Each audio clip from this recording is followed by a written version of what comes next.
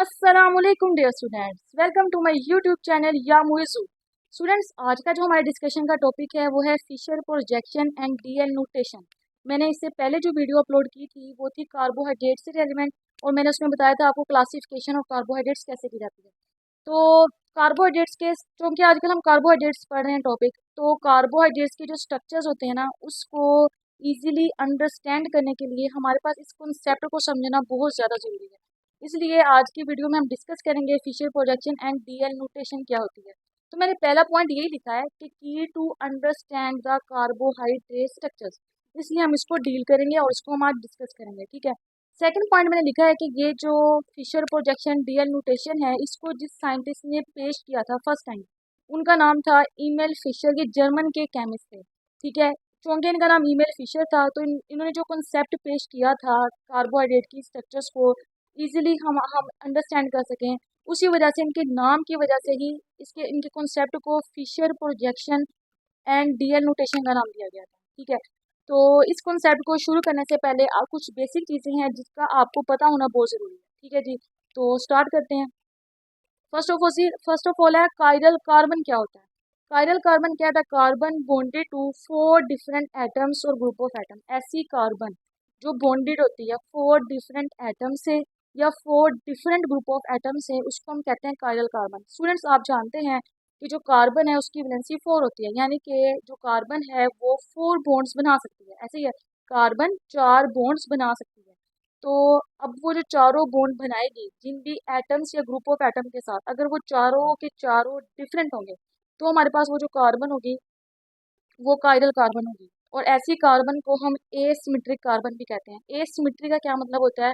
ऐसी कार्बन जिसकी कोई सिमेट्री नहीं होती है। और इसकी क्यों सिमेट्री नहीं है? क्योंकि इस कार्बन ने चारों बॉन्ड बनाने हैं और चारों के चारों डिफरेंट एटम के साथ, डिफरेंट ग्रुप ऑफ एटम के साथ बनाने हैं। That is why chiral carbon is also known as asymmetric carbon. अच्छा जी, इसको रिप्रेजेंट करने का तरीका है, सी के ऊपर ये एक स्टार टाइप स्ट्रक्चर लगा दिया जाता है, ये स्टार होता है, ठीक है। इसको हम कायरल कार्बन को ऐसे रिप्रेजेंट करते हैं। फिर हमारे पास चौथा पॉइंट है कि क्या होना चाहिए? कायरल कार्बन को sp3 हाइब्रिडाइज होना चाहिए। 25% एस कैरेक्टर होना चाहिए और 75% पी कैरेक्टर होना चाहिए। इसी वर्डिंग में बताऊँ ना मैम, आप लोगों ने मीथेन का स्ट्रक्चर पढ़ा होगा। जब भी हम sp3 हाइब्रिडाइजेशन की बात करते हैं ना, तो सबसे पहले स्टूडेंट्स को जो हम बताते हैं ना स्ट्रक्चर, वो मीथेन का होता है, CH4 का। सही है जी। तो उसमें क्या होता है? कार्बन ने, एक कार्बन जो सेंट्रल एटम होता है, 4 हाइड्रोजन एटम्स के साथ बॉन्डेड होता है, और उसमें उस कार्बन ने तमाम हाइड्रोजन एटम्स के साथ, चार होते हैं ना जी, तो चारों के साथ उसने सिंगल बॉन्ड बनाया होता है, ठीक है। तो यहाँ पे डी ही मुराद है कि यहाँ पे जो कार्बन है उसने 4 डिफरेंट एटम्स या 4 डिफरेंट ग्रुप ऑफ एटम्स के साथ सिंगल बॉन्ड बनाना, ठीक है। इसलिए मैंने यहाँ पे चौथा पॉइंट लिखा है कि उसका sp3 हाइब्रिडाइज होना बहुत जरूरी है कायरल कार्बन, ठीक है। आगे मैंने पॉइंट लिखा है कि जो कायरल कार्बन है वो non superimposable mirror images बनाए। अभी ये लफ्ज़ आपको बड़ा लंबा चौड़ा और मुश्किल लग रहा होगा, लेकिन इसको हम आसान बनाते हैं। इसको समझने के लिए ना, सबसे पहले आपको ये एक कायरल कार्बन है, इसके बारे में थोड़ा सा कॉन्सेप्ट होना ज़रूरी है कि ये होता कैसे है। उसके बाद मैं आपको बताऊंगी कि non superimposable mirror images का क्या मतलब होता है, ठीक है जी। स्टार्ट करते हैं स्टूडेंट्स। मैंने आपको पहले बताया था कि जो कायरल कार्बन होती है उसको रिप्रेजेंट कैसे करते हैं, ऐसे सी के ऊपर छोटा सा स्टार लगाकर, ठीक है जी। तो यहाँ पे मैंने सी पे स्टार, ये शो कर रहा है कि ये कायरल कार्बन है, ठीक है। ये जो सी है ये कायरल कार्बन है, और ये बॉन्डेड है 4 डिफरेंट एटम्स के साथ, कह लेंगे ग्रुप ऑफ एटम के साथ। वैसे मैंने यहाँ पे एटम्स ही शो करवाए हैं, ठीक है। तो इसने 4 बॉन्ड बनाए हुए हैं 4 एटम्स के साथ, ठीक है। अभी जो आपको ये डैश लाइन नजर आ रही है, मैंने नीचे लिखा भी है, ठीक है, आप लोग के सामने के लिए। ये जो डैश लाइन है, ये जो डैश लाइन बॉन्ड बना है कार्बन का इस बी एटम के साथ, वो किस चीज़ को रिप्रेजेंट कर रहा है? कि जो बॉन्ड है वो बिलो द प्लेन है, ठीक है। और ये जो आपकी वेज लाइन है, ये वेज लाइन है, जो कार्बन का बॉन्ड है डी के साथ, डी एटम के साथ, वो वेज लाइन है। ये क्या क्या शो कर रहा है? कि bond is above the plane, कि जो आपका बॉन्ड है वो अबव द प्लेन है। और जो आपकी ये सॉलिड लाइन है, ये जो कार्बन का बॉन्ड है ए के साथ और कार्बन का बॉन्ड है ई एटम के साथ, ये क्या शो कर रहा है? कि जो आपका बॉन्ड है इज ऑन द प्लेन। इसको आप ऐसे समझ लीजिए कि जो आपका कार्बन एटम है बेसिकली वो इस बोर्ड पर है, ठीक है। इसको ऐसे ही समझे। अभी ये जो ए और ई है, उसके लिए मैंने क्या लिखा है? ये सॉलिड लाइन है, तो बॉन्ड क्या है? ऑन द प्लेन है। तो ये जो दोनों बॉन्ड है ये ऑन द प्लेन है, ठीक है जी। एक एक्स एक्सिस पे जा रहा है और समझ लीजिए एक हमारे पास थोड़ा सा वाई एक्सिस की तरफ जा रहा है। तो ये हमारे पास बॉन्ड ऐसे आ रहे हैं। फिर मैंने कहा था डैश लाइन क्या किस चीज़ को रिप्रेजेंट कर रही है, कि जो बॉन्ड है वो आपका बिलो द प्लेन है। अभी कार्बन आपका ए के साथ ई के साथ जो बॉन्ड बना रहा है वो आपके बोर्ड के ऊपर है, और जो आपका बी के साथ बॉन्ड है वो आपके बोर्ड के पीछे है, ठीक है। और जो आपका वेज लाइन ये क्या शो करता है कि बॉन्ड आपका अबव द प्लेन है, जो आपका बॉन्ड है वो आपकी तरफ आ रहा है, ठीक है। इसको ऐसे समझ लीजिए कि जो डैश लाइन है वो क्या रिप्रेजेंट कर रही है, कि आपका बॉन्ड बोर्ड के पीछे है। और जो वेज लाइन है, जो डैश लाइन है वो क्या शो कर रही है, कि बॉन्ड आपका बोर्ड के पीछे है की तरफ जा रहा है, ठीक है। और वेज लाइन क्या शो कर रही है, बॉन्ड आपकी तरफ आ रहा है, यानी स्क्रीन से बाहर है, ठीक है। और जो आपका बॉन्ड है कार्बन का विद एटम ए के साथ और विद एटम ई के साथ, ये ऑन द प्लेन है, यानी कि ये बोर्ड के ऊपर है, ठीक है। तो ये आपको समझ आएगा कि कार्बन कायरल कार्बन कैसे 4 डिफरेंट एटम के साथ बॉन्ड बना रहा है। अच्छा, आप ये भी देखना है, इसमें गौर करना है कि जो कायरल कार्बन ने यहाँ पे 4 डिफरेंट एटम बॉन्ड्स बनाए हैं ना, ये 3 डायमेंशनल स्ट्रक्चर में बनाए हैं। कोई एक्स एक्सिस में है, कोई वाई एक्सिस में है, कोई जी एक्सिस में है, ठीक है। आगे चलते हैं जी। आगे मैंने ये एक स्ट्रक्चर बनाया है आपको ये बस समझाने के लिए कि नॉन सुपर इम्पॉसिबल क्या होता है। इस वर्ड को समझने के लिए ना, इस लाइन को समझने के लिए आपका ना इसके बारे में कॉन्सेप्ट होना बहुत जरूरी था कि कायरल कार्बन बेसिकली क्या होता है, ठीक है। आगे चलते हैं जी। ये देखें, मैंने यहाँ पे आपके पास एक कायरल कार्बन बनाया है, बिल्कुल वैसे ही जैसा ऊपर था, ठीक है। मैंने एक मिरर रख दिया है दरमियान में। इस कायरल कार्बन का जो मिरर में इमेज आ रही है वो आप देखें इस वाली इमेज से बिल्कुल इमेज ये वाली डिफरेंट है, ठीक है। देखें जो बी है ना डैश लाइन के साथ जो बॉन्ड बना रहा है वो इस वाली डायरेक्शन में है, लेकिन अगर आप मिरर में देखते हो तो वो इस वाली डायरेक्शन में चला गया, यानी कि पहले वो आपकी लेफ्ट साइड पे था, मिरर आपको क्या दिखा रहा है कि राइट साइड पे दिखा रहा है, ठीक है। ये हमारे पास non superimposable mirror images है। इसका क्या मतलब है कि जब आप इन दोनों इमेजेस को आपस में सुपर इम्पोज करोगे तो क्या होगा कि ये दोनों इमेजेस सुपर इम्पोज नहीं करेंगे, ठीक है। ये ओवरलैप नहीं करेंगे। क्यों नहीं करेंगे, आप देख सकते हैं। आप इस रियल इमेज को इस मिरर इमेज के ऊपर रखकर देखोगे तो ये दोनों इमेजेस ओवरलैप नहीं करेंगे। इसकी एग्जांपल मैं आपको ऐसे दे सकती हूँ। फॉर एग्जांपल आप कंसीडर करें कि ये मेरा हाथ है, ठीक है। ये मेरा रियल हैंड है और मैं इस हाथ को इसका मिरर इमेज देख रही हूँ। मिरर में मेरा मिरर रखा होगा सामने, ठीक है। ये मेरा हाथ है और मैं मिरर में इसकी इमेज देखती हूँ अपने हाथ की, वो ऐसे आती है। आप इसको कंसीडर कर लीजिए कि ये मेरा हाथ है और मैं मिरर में इसकी इमेज देखती हूँ तो वो यूँ नजर आता है, ठीक है। अभी क्या हो रहा है, ये इस हाथ की इमेज मुझे इस मिरर में नजर आ रही है, मैं दोनों को सुपर इम्पोज करना चाहती हूँ।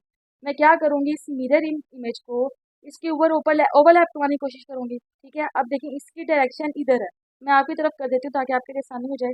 ये इसकी मिरर इमेज है। अब मैं इस मिरर इमेज को जब इसके ऊपर ओवरलैप करूंगी तो ये कुछ इस तरह से ओवरलैप होगी। आप अपने दोनों हाथों को ऐसे करके देखेंगे तो आपको पता चलेगा कि जो मेरी सबसे छोटी उंगली है राइट हैंड की, वो मेरे थंब के नीचे आ रही है, ठीक है जी।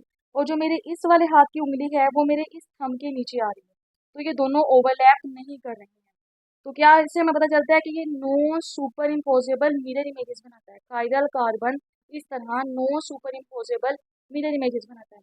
अच्छा, एक और बात है मजे की, अक्सर स्टूडेंट्स को ये जान के भी कंफ्यूज होंगे कि हमने इस हाथ की मिरर इमेज को जो कि ये थी, इसको मैंने इसके ऊपर ऐसे क्यों नहीं रखा, मैंने इसको ऐसे क्यों रखा, ठीक है। तो मैं वही बताने जा रही हूँ आपको। देखें, जब हमने सुपर इम्पोज करना होता है ना, तो जिस डायरेक्शन में रियल इमेज होती है ना, उसी डायरेक्शन में हमने अपनी मिरर इमेज को रखना होता है।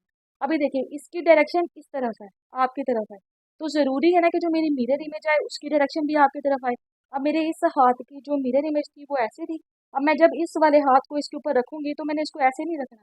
ज़रूरी है कि अगर इसकी डायरेक्शन आपकी तरफ है तो इस वाले हाथ की डायरेक्शन यानी कि मिरर इमेज की भी डायरेक्शन आपकी तरफ हो, तो वो ऐसे इम्पोज सुपर इम्पोज करें, ठीक है। तो ये होता है, इससे हमें पता चलता है इस हैंड की एग्जांपल से कि किस तरह हमारे पास जो कायरल कार्बन है वो no superimposable mirror images बनाता है, ठीक है। स्टूडेंट देखिए आप यहाँ पे क्लियरली देख भी सकते हैं, अगर आप इसको इसके ऊपर रखने की कोशिश करेंगे तो ये ओवरलैप नहीं होगा, ठीक है। क्यों, क्योंकि कायरल कार्बन की क्या खासियत है कि वो non superimposable mirror images बनाता है, ओवरलैप नहीं कर सकते हैं, ठीक है स्टूडेंट्स। तो ये हमारा आज का था।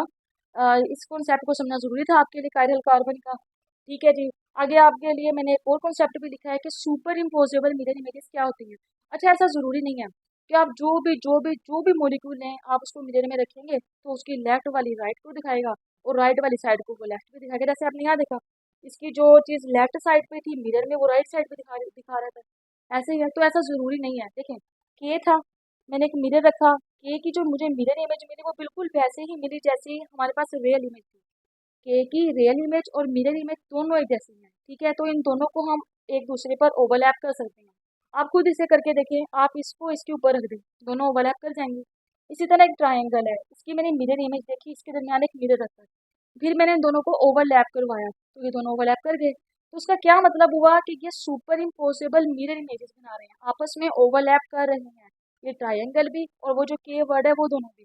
तो ये दोनों क्या हुए, सुपर इम्पोजेबल मिरर इमेजेस। और non superimposable mirror images क्या होती हैं, जो आपस में ओवरलैप नहीं करती हैं, ठीक है।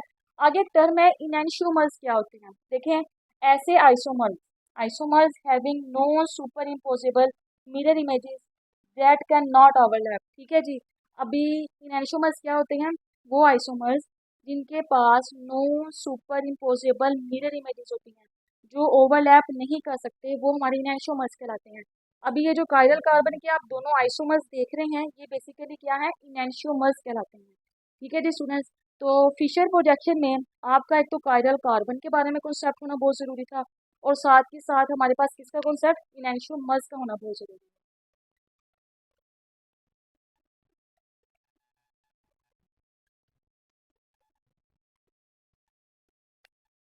जी स्टूडेंट्स, अपने टॉपिक में हम फिशर प्रोजेक्शन जो स्टार्ट कर चुके हैं, उसमें कायरल कार्बन और इनैंशियोमर के कंसेप्ट के बाद हम अपने टॉपिक की तरफ चल रहे हैं, ठीक है जी। तो टॉपिक हमारा क्या था जी, फिशर प्रोजेक्शन क्या होता है, ठीक है। तो फिशर प्रोजेक्शन को रिप्रेजेंट करते हैं हम ऐसे प्लस के साइन से, ठीक है जी, ऐसे इसको रिप्रेजेंट किया जाता है, जैसे मैंने ब्लैक मार्कर से आपको यहाँ पे रिप्रेजेंट करके दिखाया। अब इसका मतलब क्या होता है स्टूडेंट्स, ये जो आपकी हॉरिजॉन्टल लाइन होती है, ये वेज लाइन कहलाती है, ठीक है जी। और ये जो आपकी वर्टिकल लाइन होती है, इसको हम बोलते हैं कि ये हमारी डैश लाइन है। नीचे मैंने कुछ आपके लिए लिखा भी है, मैंने लिखा है कि जो वर्टिकल लाइन है रेड वाली, ये डैश लाइन से इसको रिप्रेजेंट करते हैं, ठीक है। और ये क्या शो करती है कि जो आपका बॉन्ड है वो बिलो द प्लेन है। पहले आपको डायग्राम को समझना जरूरी है, फिर इस पर कैसे एटम्स को ड्रा करते हैं, फिर हम आपको वो समझाएंगे, ठीक है जी। तो पहले आप ये समझे कि वर्टिकल लाइन क्या है, किस चीज़ को रिप्रेजेंट कर रही है, डैश लाइन को। और डैश लाइन क्या शो करती है कि आपका जो बॉन्ड है वो बिलो द प्लेन है। फिर आते हैं हॉरिजॉन्टल लाइन की तरफ, ठीक है जी। हॉरिजॉन्टल लाइन किस चीज़ को रिप्रेजेंट कर रही है, कि वो किस चीज़ से शो किया गया है, उसको वेज लाइन से, ठीक है। और वेज लाइन क्या शो करती है कि जो आपका बॉन्ड है वो अबव द प्लेन है, यानी आपकी तरफ आ रहा है, ठीक है जी। आगे मैंने एक हिंट लिखा है कि जो वर्टिकल लाइन होती है ना, ये जो भी बॉन्ड होता है ना, उसको शो करती है कि वो आपकी तरफ आ रहा है। और ये जो हॉरिजॉन्टल लाइन होता है, सॉरी वर्टिकल लाइन क्या शो करती है कि जो बॉन्ड है वो आपसे दूर जा रहा है, ठीक है। और हॉरिजॉन्टल लाइन क्या शो करती है कि जो बॉन्ड है वो आपकी तरफ आ रहा है। अच्छा, ये कॉन्सेप्ट ना मैं आपको ये समझाने से पहले एक बात बताना चाहती हूँ। मैंने आपको कायरल कार्बन के बारे में बताया अभी थोड़ी देर पहले, तो उसमें मैंने आपको बताया था कि जो डैश लाइन होती है वो क्या बताती है कि बॉन्ड बिलो द प्लेन है, ठीक है। यहाँ पे भी डैश लाइन क्या बता रही है कि जो बॉन्ड है आपका बिलो द प्लेन है। और वेज लाइन क्या बताती है कि जो बॉन्ड है आपका अबव द प्लेन है, यानी आपकी तरफ आ रहा है, ठीक है जी। तो यहाँ पे भी वेज लाइन यही बता रही है, ठीक है। लेकिन इसके कॉन्सेप्ट को और उसके कॉन्सेप्ट को आपने इंटरमिक्स नहीं करना। पता है क्यों आप कंफ्यूज होंगे, क्योंकि यहाँ पर जो हमने डैश लाइन पर जो चीज़ लेनी है ना, वो हमने वो लेनी है जो आपसे दूर जा रही है, देखिए, अवे फ्रॉम यू, ठीक है। और हॉरिजॉन्टल लाइन पे हमने वो एटम्स और वो ग्रुप ऑफ एटम्स लेने हैं हॉरिजॉन्टल लाइन पे जो आपकी तरफ आ रहे हैं, ठीक है।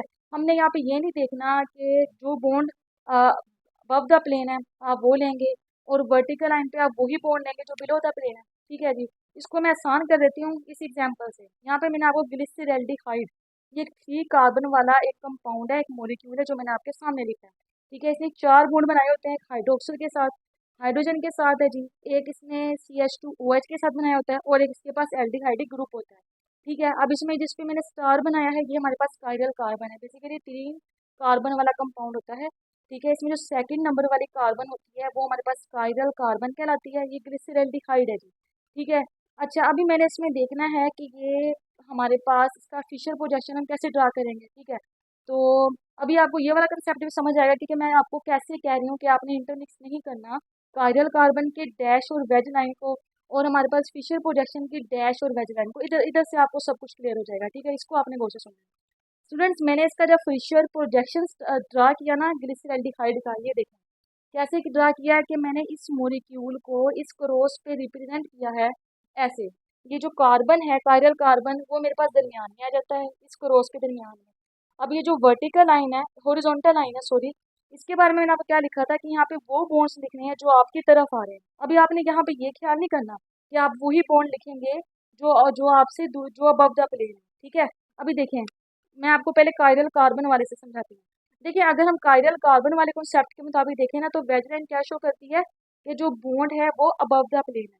अब वर्टिकल लाइन पे तो सिर्फ हाइड्रोक्सल को आना चाहिए था क्योंकि ये अबव द प्लेन है, लेकिन यहाँ पे देखिए मैंने शो हाइड्रोजन को भी किया है। तो ये कैसे आ गया? हाइड्रोजन को तो फिर यहाँ पे होना ही नहीं चाहिए था क्योंकि हॉरिजॉन्टल लाइन पे तो सिर्फ उसको होना चाहिए था जो हमारे पास अबव द प्लेन था, वो तो हाइड्रोक्सल है अगर हम कायरल कार्बन के मुताबिक देखें तो।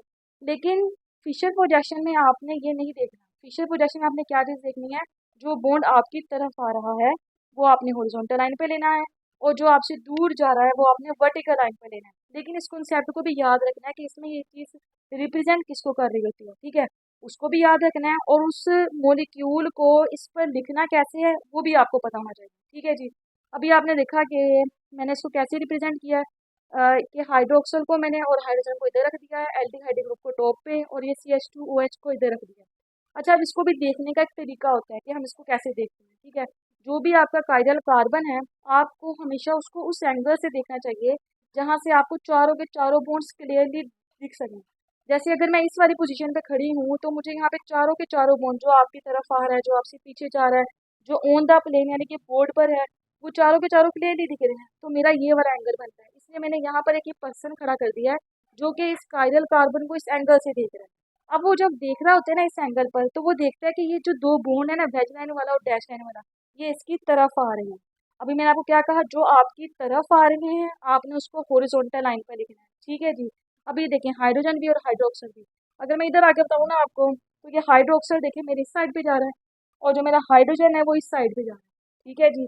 यानी कि क्या आपको पता चल रहा है कि जो मेरा हाइड्रोजन है वो इस वाली साइड पे आएगा, और जो हाइड्रोक्सल है वो इधर जाएगा, ठीक है। ये देखिए ना, हाइड्रोक्सल ऊपर है तो मैं इसको ऐसे कर लेती हूँ, और हाइड्रोजन नीचे है तो मैंने इसको ऐसे कर लिया, और जब मैं इसको यहाँ पे ड्रा करूंगी तो जो मेरी यहाँ से देखिए ना, तो जब मैं इसको ऐसे करके यहाँ ड्रा करूंगी तो मेरा हाइड्रोक्सल यहाँ और मेरा हाइड्रोजन यहाँ आ जाएगा, ठीक है स्टूडेंट।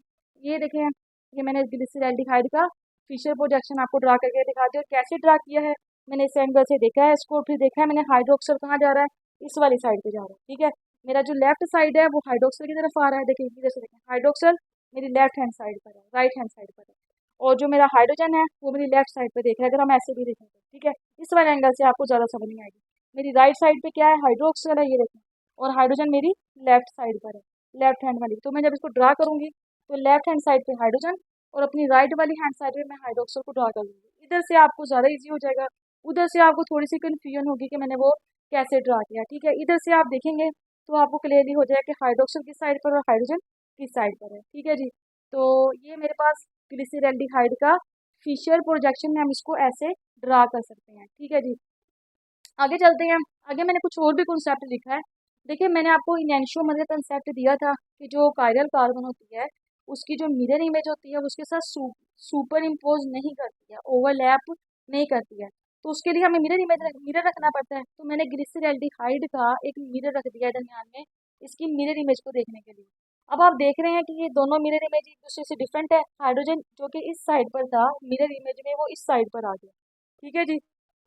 अब हमारे पास जो फिशर थे उन्होंने जब इस दोनों मिरर इमेज को देखा तो उन्होंने ये वाली बात तो कही कि ये नॉन सुपर इम्पोजेबल है, साथ में उन्होंने एक और कॉन्सेप्ट भी पेश किया, वो था डेक्स्ट्रो रोटेटरी और लीवो रोटेटरी का, ठीक है, डी शुगर और एल शुगर का।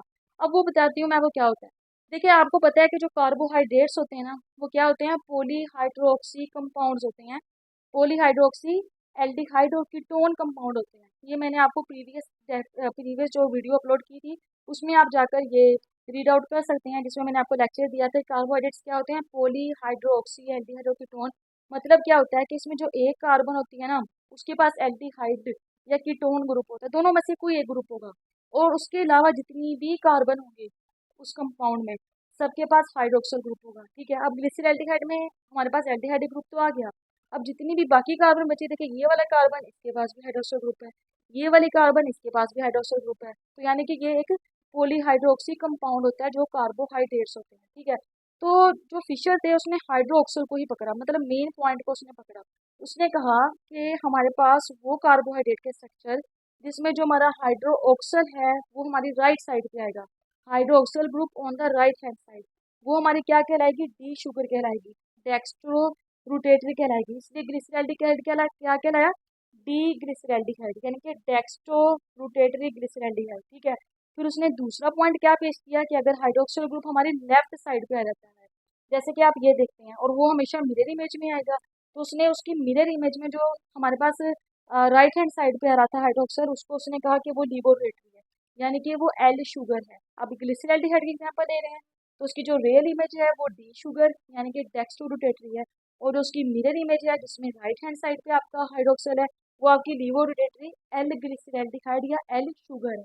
ठीक है जी, तो यहाँ पे तक आपको समझ आ गया होगा कि non superimposable mirror image क्या होती हैं, डी शुगर क्या है और एल शुगर क्या है, और फिशर प्रोजेक्शन उसको रिप्रेजेंट कैसे करते हैं। ठीक है जी, और इसमें लाइन किस चीज़ को शो कर रही होती है, और फिशर प्रोजेक्शन में जब हम एटम्स को लगाते हैं तो वो कैसे लगाते हैं, वो आपको अभी तक समझ आ गया होगा इसी। ठीक है जी, आगे चलते हैं हम इम्पोर्टेंट पॉइंट जो कि फिशर प्रोजेक्शन से रेलिवेंट है। फर्स्ट पॉइंट मैंने लिखा है कि in linear monosaccharides we always put the aldehyde or ketone at the top and draw rest of the molecule downward। इसमें मैंने ये लिखा है कि फिशर प्रोजेक्शन में जब किसी भी मोनोसेक्राइड को आप रिप्रेजेंट करने लगते हो ना उसके ऊपर, तो हमेशा एल्डिहाइड ग्रुप को टॉप पे रखना होता है। देखिए एल्डिहाइड ग्रुप यहाँ पर मैंने टॉप पे रखा है, जब मैंने उसको इस मॉलिक्यूल को फिशर प्रोजेक्शन में ड्रा करने की कोशिश की है, फिशर प्रोजेक्शन के मुताबिक एल्डिहाइड ग्रुप को मैंने टॉप पे रखा है, बाकी जितने भी एटम्स थे या ग्रुप ऑफ एटम्स थे उसको मैंने डाउनवर्ड रखा है। सही है जी, first point clear. Second point है जी, then we look at the chiral carbon which is farthest away from the carbonyl. हमने उस कार्बन की तरफ देखना है जो कि कार्बोनाइल ग्रुप से यानी कि एल्डिहाइडिक और कीटोनिक ग्रुप से दूर है, उस कायरल कार्बन की तरफ देखना है। अभी ये तो आपके पास 3 कार्बन वाला कंपाउंड था जिसमें सिर्फ एक कायरल कार्बन थी, वो हमने शो करवा दी, लेकिन अब यहाँ पे मैंने लिखा है कि हमने वो देखना है जो हमारे पास उस कायरल कार्बन को देखना है जो कार्बोनाइल ग्रुप से दूर है। इसके लिए मैंने एक और एग्जांपल दी है यहाँ पे आपके लिए, ग्लूकोज की। ग्लूकोज एक 6 कार्बन कंपाउंड है। ठीक है, इसमें जो एल्डिहाइड ग्रुप है स्टूडेंट्स वो टॉप पे आ जाता है, बाकी इसके पास कितनी कार्बन बचेंगे, 1 2 3 4 5। अब इसकी जो पांचवी कार्बन है, 5 कार्बन बचती हैं, इसकी जो सेकंड लास्ट वाली कार्बन है ये 1 2 3 4 5, ये 5 वाली, ये कायरल कार्बन है। इसको हम देखेंगे और इसके मुताबिक फिशर प्रोजेक्शन में इस मॉलिक्यूल के स्ट्रक्चर को ड्रा करेंगे। ठीक है जी, अब हम इसकी तरफ क्यों देख रहे हैं, क्योंकि फिशर प्रोजेक्शन का एक इम्पोर्टेंट पॉइंट है कि हमने हमेशा उस कार्बन की तरफ देखना होता है जो हमारे पास कार्बोनाइल ग्रुप से दूर होती है। तो ये वाली जो कार्बन है ये हमारे पास कार्बोनाइल ग्रुप से दूर है, तो इस वजह से हम सेकेंड लास्ट वाली कार्बन को लेंगे। ये हमारे पास ग्लूकोज की एग्जाम्पल है। आगे हम चलते हैं, जो मेरा थर्ड पॉइंट है वो है जी, अगर हाइड्रोक्सिल ग्रुप आपका राइट हैंड साइड पर है, ठीक है, ये मैं आपको बता चुकी हूँ पहले कि अगर आपका राइट साइड पर है तो वो डी शुगर है। ठीक है, ये देखिए मैंने यहाँ पे ये लिखा है। अगर आपका हाइड्रोक्सिल ग्रुप लेफ्ट साइड पर है यानी कि इस वाली साइड पर है, तो उसको हम क्या कहते हैं, एल शुगर है। एल शुगर को आप ऐसे भी याद रख सकते हैं, अगर आपको कंफ्यूज होते हैं कि राइट साइड पे कौन है तो क्या होगा, लेफ्ट साइड पे कौन है तो उसको क्या कहेंगे। देखिए एल फॉर लिवोरोटेटरी और एल से ही लेफ्ट बनता है, यानी जब आपका ग्रुप जो है वो लेफ्ट साइड का रहता है तो वो लिवोरोटेटरी कहलाएगा, L for left, L for levorotatory. ठीक है जी, आगे हमारे पास एक एग्जाम्पल है एल्डोट्रायोज। ये क्या है जी, मैंने आपको इससे प्रीवियस जो वीडियो है वो आप ज़रूर देखिएगा क्योंकि वो इससे कनेक्टेड है, क्योंकि वो इसका फर्स्ट पार्ट है। ठीक है, तो उसमें मैंने लास्ट में आपको बताया था classification of carbohydrate on the base of carbon atoms. Carbon atoms की बेस पर हम कैसे क्लासीफाई करते हैं अपने कार्बोहाइड्रेट को, तो उसमें मैंने बताया था आपको कि अगर 3 कार्बन वाला कंपाउंड हो, ठीक है, और उसके पास एल्डिहाइड ग्रुप हो, 3 कार्बन वाला है तो क्या कहलाएगा, ट्राइओस। एल्डिहाइड ग्रुप है, फंक्शनल ग्रुप एल्डिहाइड है, तो वो क्या कहलाएगा, एल्डो ट्राइओज। तो यहाँ पे वही है, ये वही है। तो आज की इस वीडियो में हम एल्डो ट्राइओज को करेंगे डिस्कस, अपनी आने वाली नेक्स्ट वीडियोस में हम Aldo tetrose, Aldo pentose, Aldo hexose और एल्डो हेप्टोज को भी इंशाल्लाह डिस्कस करेंगे। आज एल्डो ट्राइओज को करते हैं डिस्कस। जी स्टूडेंट्स, एल्डो ट्राइओज क्या होता है, carbohydrates containing aldehydic functionality, that's why it is called as aldo. ठीक है जी, with 3 number of carbon atom, that is why it is called as triose। And पे ट्राइओस, ट्राइओस किस चीज को रिप्रेजेंट कर रहा है, नंबर ऑफ कार्बन को। एल्डो किस चीज को रिप्रेजेंट कर रहा है, एल्डिहाइड ग्रुप को। इकट्ठा मिलाएंगे तो क्या बनेगा, एल्डो ट्राइओस। ठीक है जी, इस एग्जांपल मैंने दिया 3 कार्बन वाला कंपाउंड है, हम पहले भी डिस्कस कर चुके हैं हमारे ग्लिसरॉल्डिहाइड को। ये मेरे पास क्या है जी, एल्डो ट्राइओस है। ग्लिसरॉल्डिहाइड किसकी एग्जांपल है जी, एल्डो ट्राइओस की। यहाँ पे मैंने उसको रिप्रेजेंट किया है ग्लिसरैल्डिहाइड को, ठीक है। दरमियान में मैंने मिरर इमेज रखा है। ग्लिसरैल्डिहाइड का जो मिरर इमेज है वो आप देख सकते हैं, हाइड्रोक्सिल ग्रुप इसकी इस वाली साइड पर है। मिरर इमेज की जो आपका है ये मैंने थोड़ा सा गलत बना दिया है। बेसिकली इसकी जो मिरर इमेज थी, हाइड्रोक्सिल ग्रुप आपका इधर आना था, ठीक है, और जो आपका हाइड्रोजन है वो इधर चला जाना था। इधर हाइड्रोजन आना था क्योंकि वो इस साइड पर है, ठीक है। तो जब हम मिरर इमेज देखेंगे तो वो उधर चला जाएगा। तो जो हमारी एल शुगर है उसमें बेसिकली जो आपका हाइड्रोक्सिल ग्रुप है वो यहाँ आना था, ठीक है जी। तो ये अब आपकी एल शुगर बन गई है, अब ये बिल्कुल परफेक्ट है जी, ठीक है। तो इसका मिरर इमेज, इसके बारे में मैंने आपको डिटेल से बड़ा यहाँ पे बता दिया था कि डी ग्लिसरैल्डिहाइड और एल ग्लिसरैल्डिहाइड ये कैसे है, क्यों है, हम इसको डी और एल क्यों कहते हैं, ठीक है, हाइड्रोक्सिल ग्रुप की वजह से कहते हैं। और मिरर इमेज इसके बारे में बताया था मैंने आपको कि ये आपस में सुपर इम्पोज नहीं करते हैं। तो जी स्टूडेंट्स, आज के हमने टॉपिक में, आज की इस वीडियो में हमने फिशर प्रोजेक्शन के बारे में पढ़ा। लेकिन उससे उस टॉपिक को स्टार्ट करने से पहले मैंने आपको कायरल कार्बन, इनैशोमर का कंसेप्ट दिया ताकि आपके लिए यहाँ पे आसानी हो जाए फिशर के अंदर, ठीक है। फिर मैंने एक बहुत इंपॉर्टेंट पॉइंट था ना जो आज के लेक्चर में, वो था फिशर प्रोजेक्शन में हम कैसे किसी कंपाउंड को रिप्रेजेंट करते हैं, ठीक है जी। तो मैं बार बार आपको एक बात कह रही हूँ कि आपने कायरल कार्बन वाले डैश और वेज वाली जो मैंने आपको चीज़ बताई थी ना, वो यहाँ पे आपने कंफ्यूज नहीं करनी है। हालांकि यहाँ पे भी वही मतलब है कि डैश लाइन का क्या मतलब है कि जो बॉन्ड है वो बिलो द प्लेन है, वेज लाइन का क्या मतलब है कि बॉन्ड अबव द प्लेन है। लेकिन जब आप कायरल कार्बन को इसके फिशर प्रोजेक्शन के कॉन्सेप्ट के मुताबिक इस सैम्बल पे रिप्रेजेंट करेंगे ना, तब आपने ये नहीं देखना। तब आपने क्या देखना है कि जो बॉन्ड आपकी तरफ आ रहा है आपने उसको हॉरिजॉन्टल लाइन पे, ठीक है, और जो आपसे दूर जा रहा है वो आपने वर्टिकल लाइन पर रिप्रेजेंट कर देना है, ठीक है जी। अच्छा, इसको मैं एक और बात बताना चाहती हूँ आपको। देखें, जैसे ये हॉरिजॉन्टल लाइन है, H for horizontal, H for hug भी होता है। तो क्या होता है, हग जब हम किसी को करते हैं तो हमारे दोनों हाथ सामने वाले की तरफ जाते हैं। और ये जो वर्टिकल लाइन है ये समझ लीजिए कि ये बिलो, अब बिलो द प्लेन है। जब हम किसी को हग करते हैं तो हमारे हाथ उसकी तरफ जाते हैं, ठीक है। तो आपने इसको ऐसे भी याद रख लेना है, hug, H for horizontal, H for hug. यानी कि आपने वेज लाइन पर ये जो इसकी हॉरिजॉन्टल लाइन है उस पर किस चीज़ को रिप्रेजेंट करना है, जो आपकी तरफ आ रही है। जब हम हग करते हैं तो हाथ आपकी तरफ जाते हैं ना, और हम खुद अगर वर्टिकल लाइन को मैं अगर रिप्रेजेंट कर रही हूँ तो मैं दूर जा रही हूँ, जब मैं हग कर रही हूँ तो वर्टिकल लाइन पे आपने कौन से आइटम्स को लेना है, जो आपसे दूर जा रहे हैं। तो जी ये आज का हमारा टॉपिक था जिसको मैंने बड़ी ही इजी वर्डिंग में आपको समझाया। अगर आपको मेरी ये वीडियो पसंद आए तो इसे लाइक करें, मेरे चैनल को सब्सक्राइब करें और इस वीडियो को ज़्यादा से ज़्यादा शेयर करें। Thank you.